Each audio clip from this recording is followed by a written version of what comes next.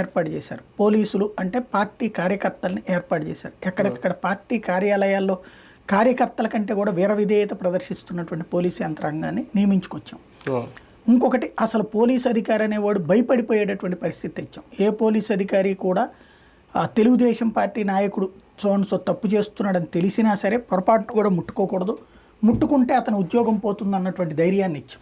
ఎందుకంటే చివరికి అలా సోషల్ మీడియాలో ఒక పోలీస్ అధికారి గతంలో వైఎస్ఆర్ కాంగ్రెస్ పార్టీ ఏమో వాళ్ళు పెట్టిన కేసు కారణంగా అరెస్ట్ చేశారు తెలుగుదేశం వాళ్ళని తెలిసినా సరే అతను వైఎస్ఆర్ కాంగ్రెస్ పార్టీ మనిషిగానే లెక్క వేసి అట్లాంటి వాళ్ళ మీద వార్త రాయడం, ఆ వెంటనే వాళ్ళని ఉద్యోగాల నుంచి తొలగించడం లాంటి, సస్పెన్షన్ చేయడం లాంటి, లేకపోతే ట్రాన్స్ఫర్లని, వీఆర్లని, కార్యకర్త ఏది కోరుకుంటే అది చేసి పెడుతున్నాం. ఎప్పుడైతే కార్యకర్త ఏది కోరుకుంటే అది పోలీసులు, అధికార యంత్రాంగాలు వినటం, వాళ్ళకి పదవులు మారిపోతాయి అని తెలిసినప్పుడు వాళ్ళు ఏం చేస్తారు, ఎందుకు చేయగాల్చుకుంటారు?